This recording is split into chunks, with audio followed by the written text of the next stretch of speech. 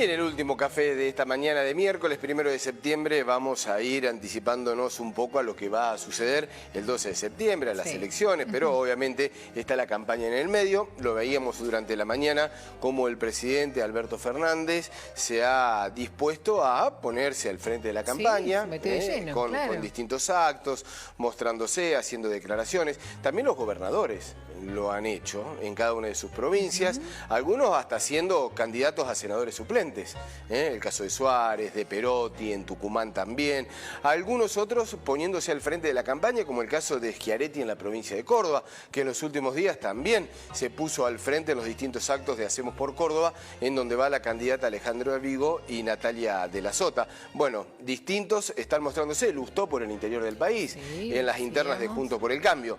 Bueno, ¿qué hace Mauricio Macri? También estuvo presente el expresidente, y yo digo en una de las provincias en donde la interna más caliente está, en Juntos por el Cambio, que es la provincia de Santa Fe, en donde hay 4 opciones para dirimir quiénes van a ser los candidatos a senadores y a diputados por la provincia de Santa Fe. Mauricio Macri a Angelini. Exactamente. Con Gamale Granata. Exactamente, es la lista. Está todo muy mezclado, ¿no? Claro, hay radicales, porque Angelini viene del radicalismo, pero bueno, está con la posición también del PRO. Allí los líderes de uno y de otro se van intercambiando en las distintas posibilidades que tienen para elegir a partir del 12 de septiembre. Bueno, y en este marco, en Santa Fe, Macri aprovechó, habló de la gestión de Alberto Fernández en cuanto a lo sanitario, a lo económico, y hasta le habló a los que están desencantados con la política, con las elecciones y no quieren votar, instó a que se vaya a votar. Sí, fue una de las declaraciones de Mauricio Macri. Jeremías Viglia y Daniel Montoya están en contacto con nosotros. ¿Cómo te va, Jeremías? ¿Cómo te va, Daniel? Muy buenos días. Buenos días. ¿Qué tal, amigos? Muy buenos días. Bien. Bueno, no queda nadie por aparecer, ¿no? Aquí en 11 días van a ir apareciendo todos, digo, los referentes políticos, las figuras políticas que van a estar haciendo su presencia en distintas provincias y apoyando a distintos candidatos. Sí, te Daniel, escuchaba, si querés, Mariano, hola, Mercedes, Jeremías. Bueno, te escuchaba, los escuchaba y digo, me parece que la aparición de Macri, digo, si uno se remonta un mes para atrás, lo que veías es que en ese momento la palabra clave que giraba, que sonaba alrededor de los armados, era la palabra desengrietar. En ese momento es como que daba la idea, como que Cristina y por un lado y después Macri iban a estar en un segundo plano, y en el caso de Macri en particular, todavía más aún porque estaba varado en Europa. Había un rumor de que estaba tomando unas vacaciones en la isla de Capri, por supuesto pasándola por ahí mucho mejor que nosotros, y bueno, es como que él iba a estar al margen de la campaña, y de repente aparece. Yo creo que esto tiene mucho que ver con un fenómeno, es que esta idea de desengrietar, se encontraron que por ahí en una de esas, en las encuestas, no estaba teniendo buena atracción.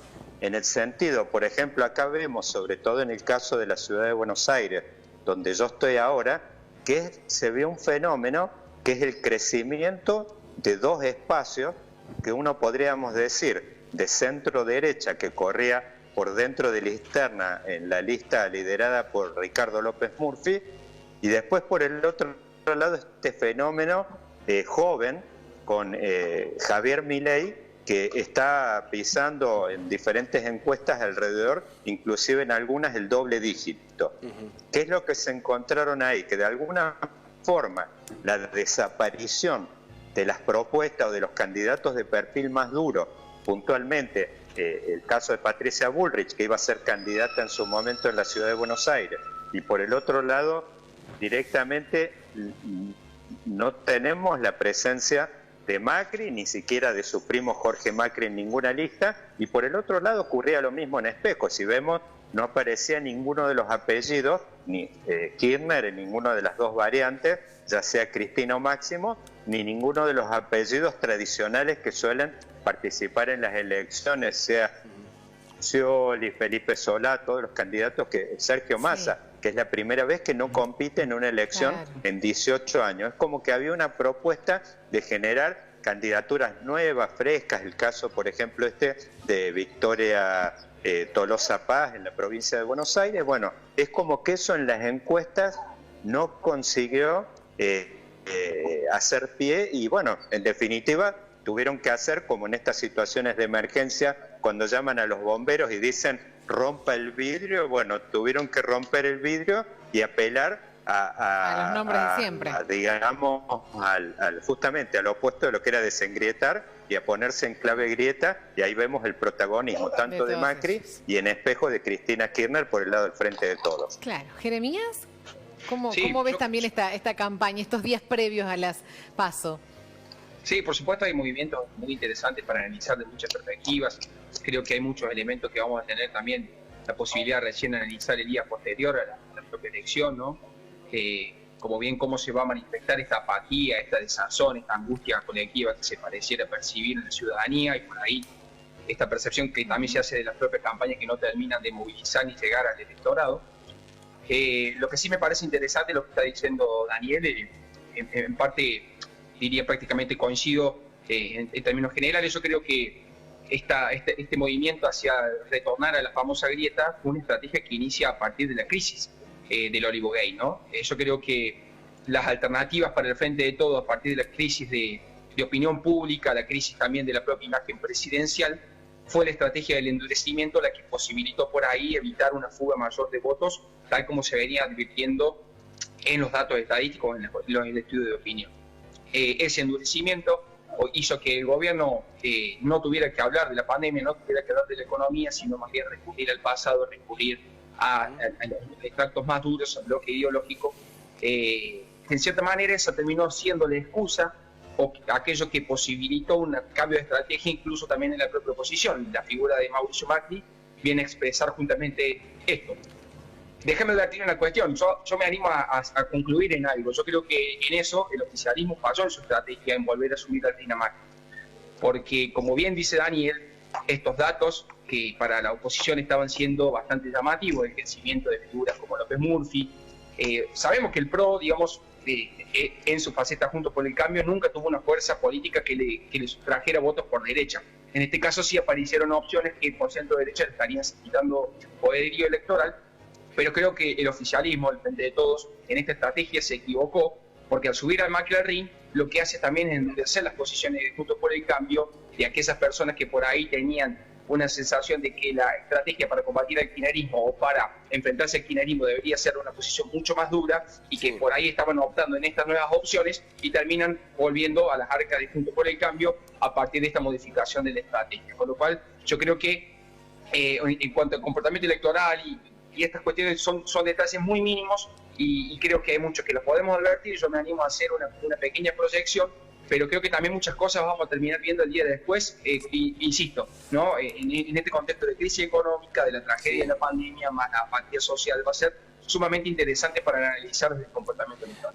Daniel y Jeremías, qué poco se habla de estos temas, ¿no? Porque han salido, digamos, hasta la cuestión sanitaria, el plan de vacunación, si se quiere, que se ha ido acrecentando de buena manera por parte del gobierno. Qué poco se habla de la inflación también, digo, la oposición no lo puede traer mucho, digo, lo laboral, el trabajo, digamos.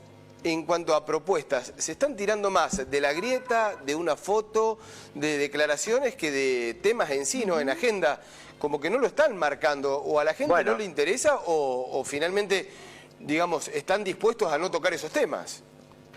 No, bueno, Mariano, ahí tenés un asunto. Si vos ves las encuestas, ni hablar en los estudios cualitativos profundos, ni hablar en el ranking de preocupaciones, están predominando los temas económicos que tienen que ver con el empleo, con la pobreza. Hoy el tema salud es un tema que corre muy por detrás de esto. Y bueno, en este contexto, ¿qué es lo que ocurre? De economía, el oficialismo hoy no puede hablar porque está muy flojo de papeles, ni hablar. Imagínense que estamos proyectando este año un 50% tanto de inflación como de pobreza. Ahí está todo dicho prácticamente. Pero por otro lado, justamente la gestión de Macri en particular está muy cuestionada y todavía está fresco en la memoria el fracaso estrepitoso de su gestión en este plano. Entonces, ahí vemos que hay una suerte de consenso, de armonía entre las dos fuerzas, que a ellos les viene muy bien discutir estos temas. Vimos ayer la centralidad que tomó este tema del garche que propuso Victoria Tolosa Paz. Por otro lado, también este tema de